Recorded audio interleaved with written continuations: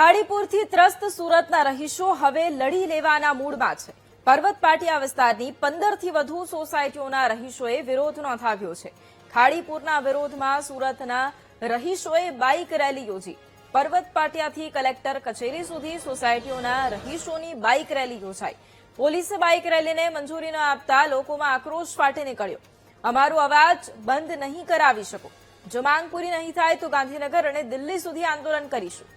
અમારી જ સરકાર સામે અમારે આંદોલન કરવું પડી રહ્યું છે। હવે આંદોલન સિવાય બીજો કોઈ માર્ગ નથી રહ્યો તેમ જણાવ્યું।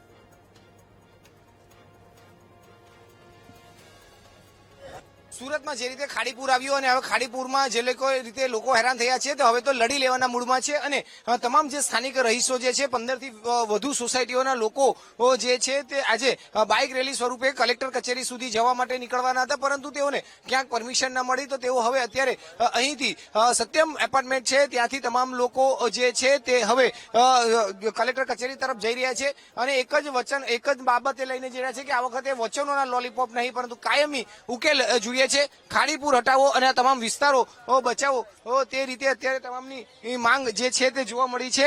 આપણે કેટલાક લોકો છે તેઓની સાથે વાત કરીશું। તમે જણાવશો, હવે તો લોકો કંટાળ્યા છે અને આ વખતે બાઇક રેલી નીકળવાના હતા અને શું થયું? અમે જયારે બાઇક રેલીની તૈયારી કરી રાખી હતી પૂર જોરશોરમાં, અત્યારે અમે બાઇક રેલીની ફૂલે ફૂલ તૈયારીમાં અમારી 15-20 સોસાયટીના સભ્યો મળીને અમે બાઇક રેલી કમસે કમ 500 બાઇક લઈને જવાના વિચારમાં અમે હતા, પણ અમને પરમિશન અમુક જગ્યાએ મળી છે, અમુક જગ્યાએથી અમને પરમિશન કેન્સલ કરાવી દીધી છે। તો અમારે કોઈ શાંતિપૂર્વક આનું આંદોલન અમારે કરવાનું છે અને કોઈ અમારે બીજો ઉગ્રતા વાળો વિરોધ નથી, અમારે કોઈ પક્ષ સારે વિરોધ નથી। અમારે ખાલી એક જ ઉકેલ જોવે છે કે ખાડીપુર અમારે ન આવવું જોઈએ, બીજું અમારે કોઈ પણ જાતનું કોઈની સાથે પણ વિરોધ નથી।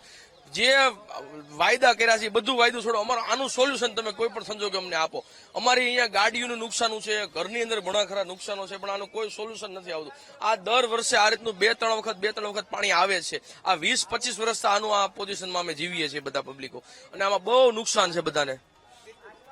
તમે જણાવશો, આજે તો ખાડીપુર હટાવો વિસ્તાર બચાવો બેનર લઈને કઈ બાજુ જવાના હતા અને શા માટે? આજે અમારી બાઇક રેલીનું આયોજન હતું। ખૂબ મોટી સંખ્યામાં કલેક્ટર અને મ્યુનિસિપલ કમિશનરને આવેદનપત્ર આપવા જવાના હતા। શાંતિપૂર્ણ આંદોલન અમે કરી રહ્યા છે। અમારી સરકાર અને અમારી સરકારની સામે આંદોલન કરવું પડે કેટલી દુઃખદ બાબત છે। સરકારે સામે ચાલીને ખાડીપુરનું નક્કર નિરાકરણ લાવવું જોઈએ, એની જગ્યાએ ઉલટું થઈ રહ્યું છે કે અમારે આંદોલન કરવું પડે છે। સરકારે આજે આ બાઇક રેલીની જે અમારી જે જાહેરાત હતી એને પોલીસ દ્વારા કચડવાનો પ્રયાસ કર્યો છે।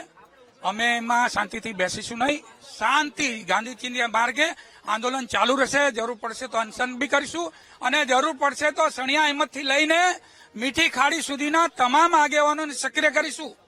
હાલ તો અમે ખૂબ ઓછી સંખ્યામાં સરકારની સમક્ષ માંગણીઓ મૂકી રહ્યા છીએ, પણ જો સરકાર આ જ રીતના પ્રયાસો કરશે, અમને પરમિશન આપીને કેન્સલ કરશે અને અમારા આગેવાનોને અરેસ્ટ કરવાના પ્રયાસો કરશે તો પછી સણિયા હિંમતથી લઈને મીઠી ખાડીને તમામ આગેવાનોને અમે સક્રિય કરીશું ને અને 5-10 હજારની સંખ્યામાં પછી અમે રેલીઓ કાઢીશું। આ અમારી માંગણી સંતોષાય, અમારી બે જ માંગણીઓ છે।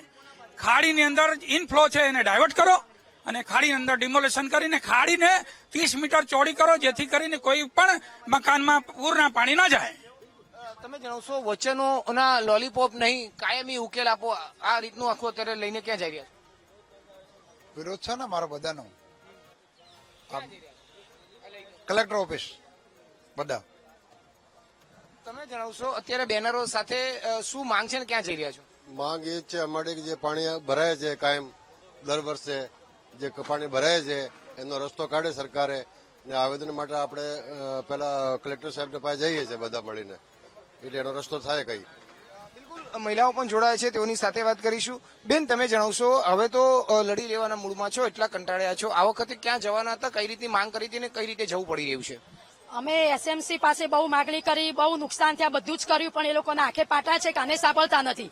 એટલે હવે અમે એવું નક્કી કર્યું કે ચાલો આપણે આંદોલન કરીએ। આંદોલનમાં બી અમે બધું શાંતિથી બાઇક રેલી જ કાઢવાના હતા અને રાત્રે 1:30 વાગે પોલીસ આવી, બહુ બધા દબાણ કર્યા અને રેલી બંધ કરાવી દીધી અને કીધું કે તમારા 5 માણસ આવો, અમે તમને કહી દઈશું કે ભાઈ આ બધું કામ થઈ જશે। પણ હવે અમે એમનું માની ગયા, તો હવે અમે 10 વર્ષથી કહીએ છીએ તો એ લોકો માનતા નથી. અમે એમને એક ચાન્સ આપ્યો છે. હવે અમે જોઈએ કે આનું શું નિવારણ આવે છે. નિવારણ નહીં આવે અમને એ લોકો શું કરી 6500 રૂપિયા આપી દીધા, 6800 રૂપિયા આપી દીધા, મોં બંધ કરાવી દીધા. પૈસા સહાય અમારે નથી જોઈતી. આપી દો 1-1 કરોડ રૂપિયા, એક મકાન 1 કરોડ આપો, ખાલી કરી દઈએ, બંધ કરી દઈએ. અમે આંદોલન નથી જોઈતું. અમારે આંદોલન સરકાર અમારી તો પછી આ બધું કેમ, ક્યાં જવાનું અમારે?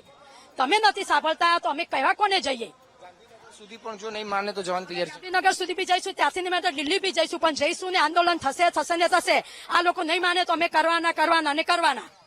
બિલકુલ, એટલે જે રીતે અત્યારે હાલ જોઈ શકાય છે કે સુરતમાં ખાડીપુરને લઈને લોકો એટલા પ્રકારે ત્રાસી ગયા છે કે હવે કલેક્ટર કચેરી સુધી તેઓ આંદોલન સ્વરૂપે જઈ રહ્યા છે.